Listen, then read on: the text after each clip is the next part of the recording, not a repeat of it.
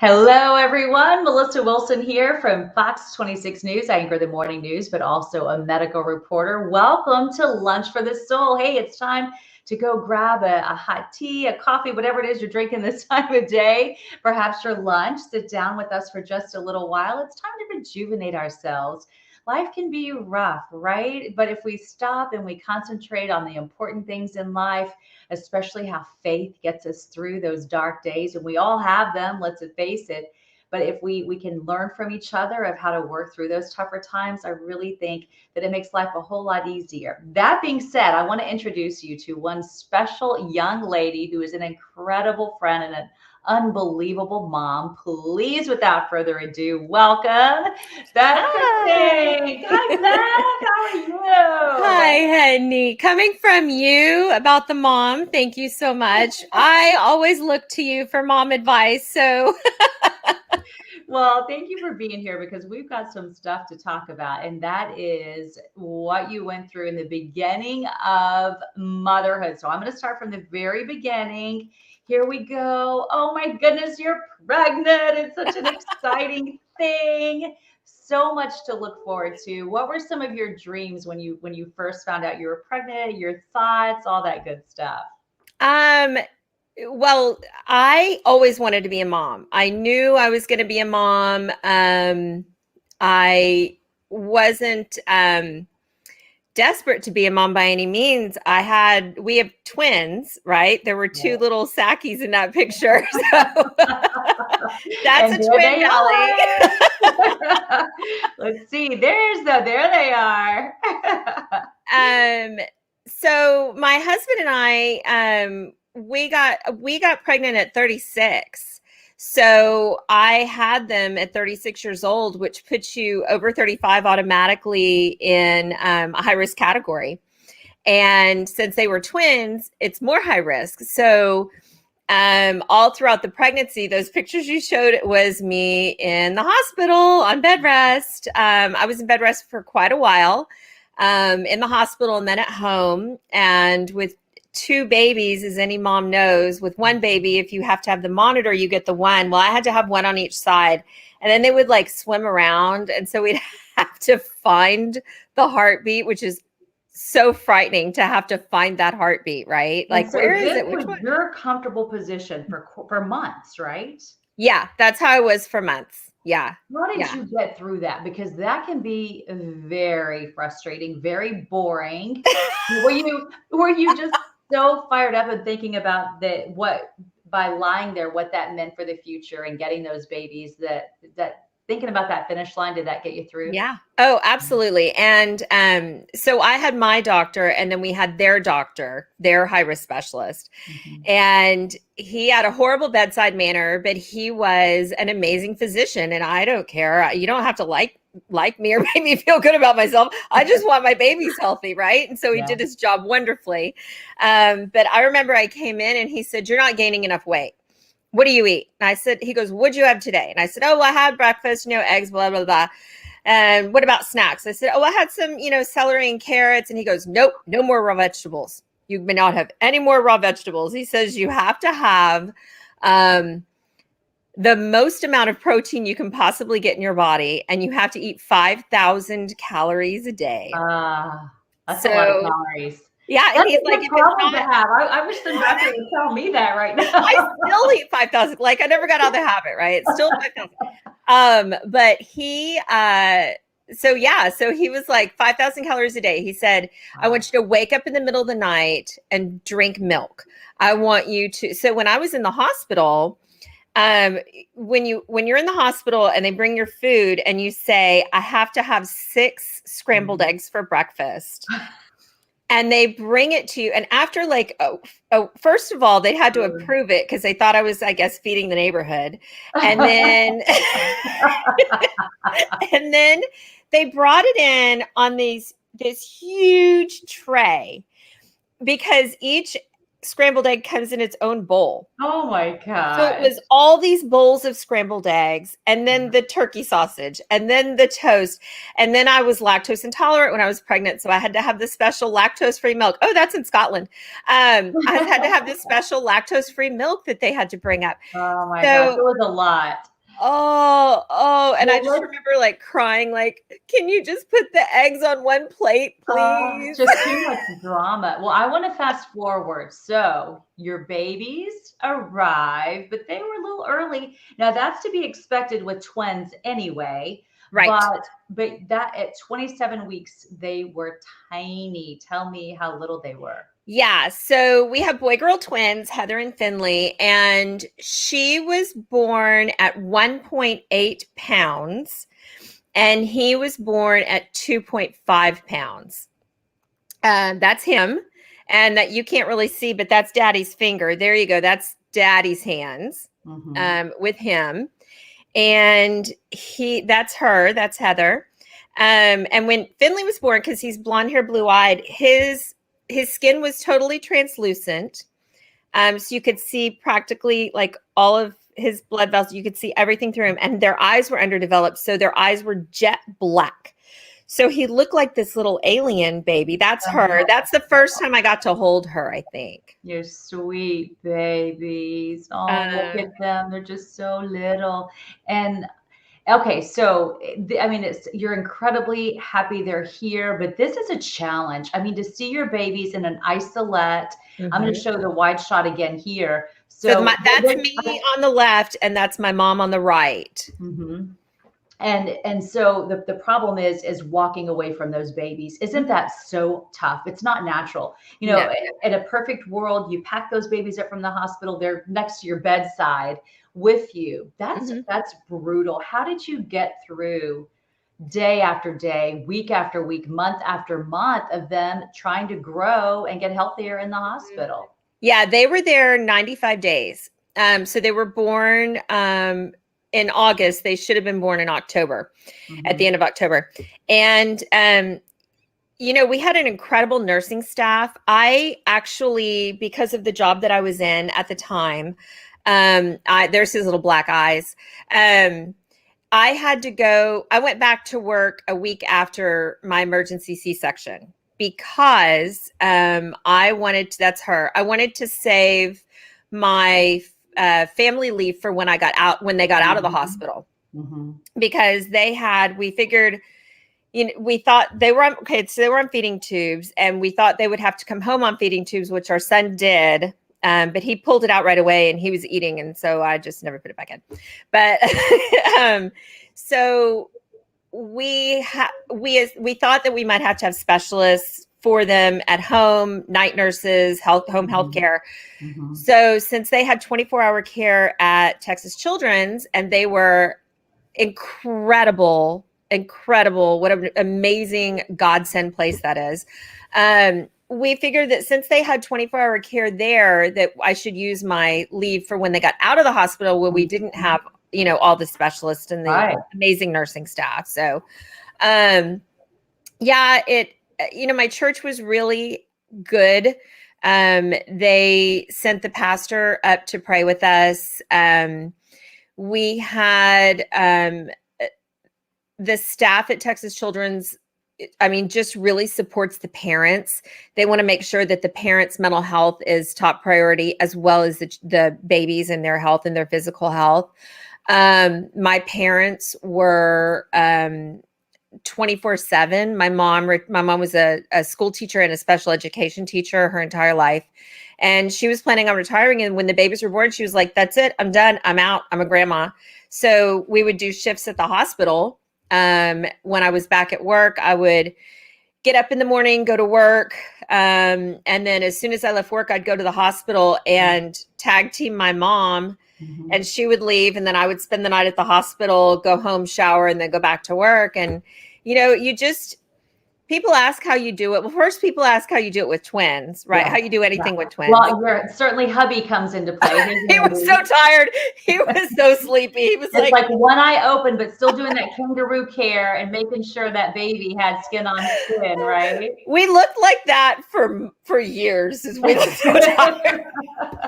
Now, you also had support from friends too, because here we see something that's called a Zaki. So if you see that glove there, the hand on baby, this is powerful because when you can't be there, this is a device that helps the baby feel you. It smells like you. It's the weight of you. And an engineer came up with the idea, and it really helps a lot of kids in this situation. So our daughter still has hers. Well, our son still has his Zaki, but she still has it. I mean, our kids are 12.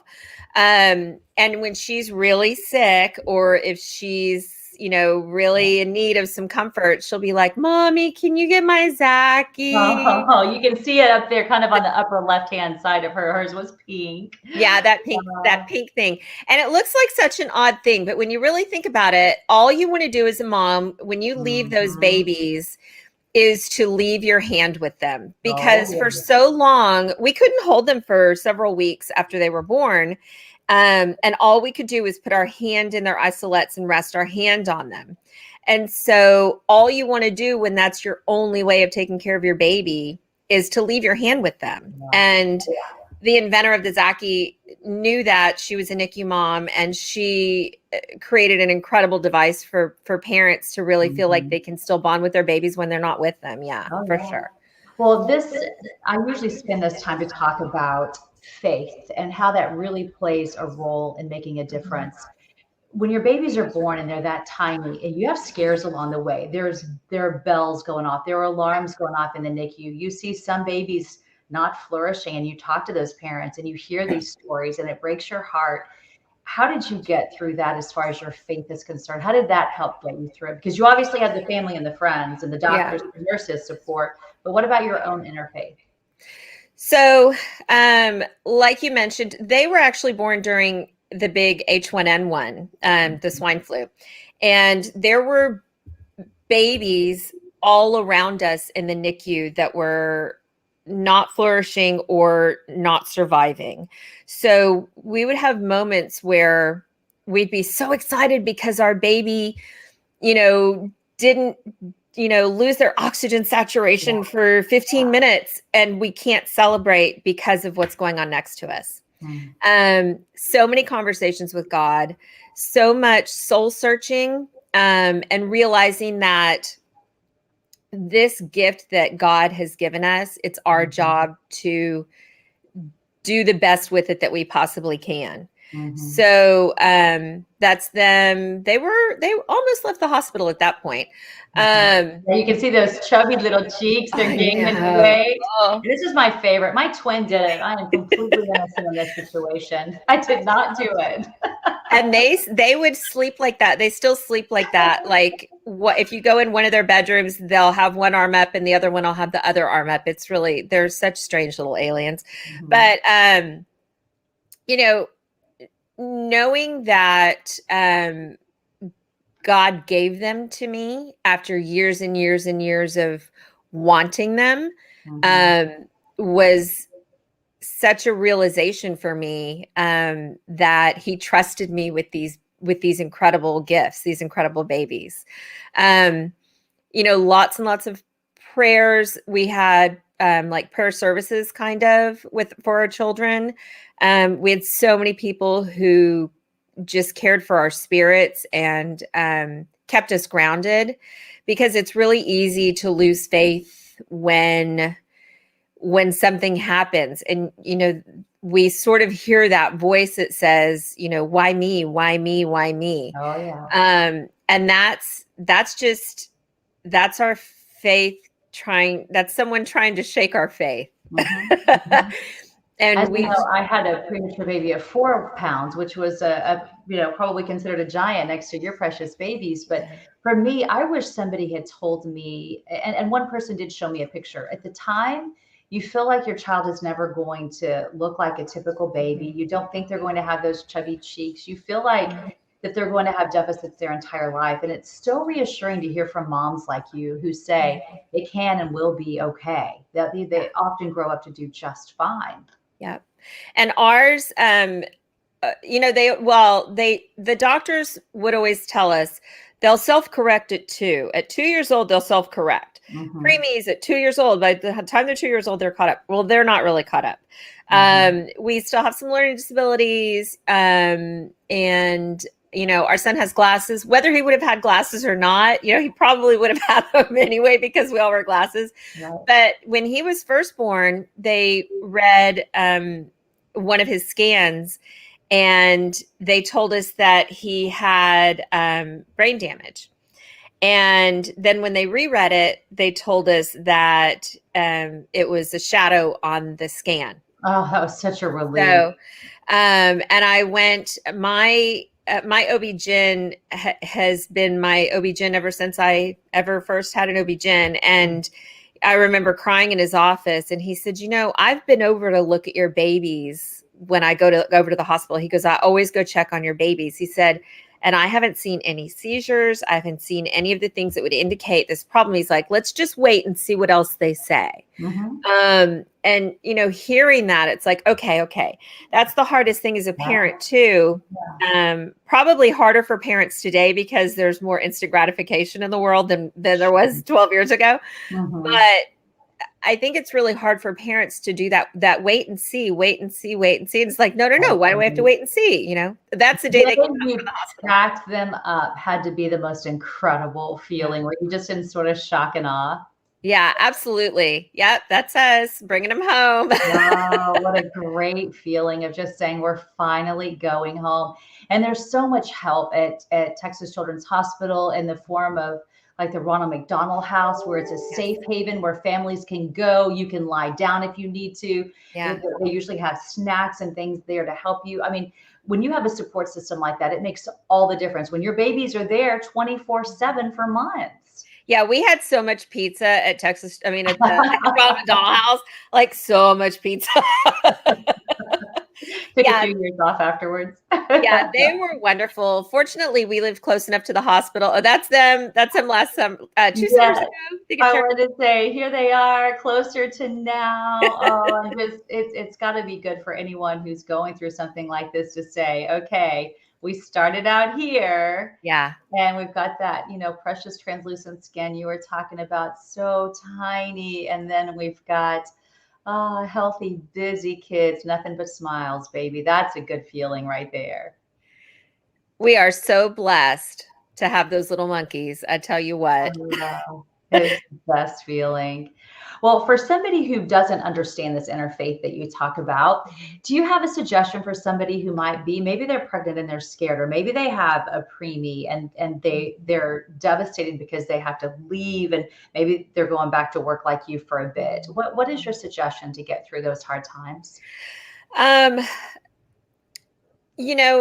We were fortunate, like I said, to have an incredible nursing staff. Trust your nursing staff, communicate. If you have questions, ask them. I kept a notebook by each of the babies' beds. If I had questions or anything that they said, I wanted to write it down, ask questions later. You're in sort of a daze. You can't really, remember what happened 5 minutes ago, oftentimes when you're in this situation. So absolutely write everything down. Ask all the questions you need to ask. Run it by another doctor. Like I had my OB-GYN to ask him questions that I felt comfortable with, but run it by another doctor as well. There are lots of support groups for moms and dads and foster parents and adoptive parents of preemies. Seek out those groups. If you have multiples, seek out a multiples group. People say lean on your church, but absolutely lean on your church. And if you don't have one, talk to a friend who does. You don't have to be a church member to be supported by a church. People who have faith and want to share their faith are absolutely helpful and would love to invite you in and just put their arms around you. Sometimes all you need is somebody to bring you a meal and say, let me pray with you.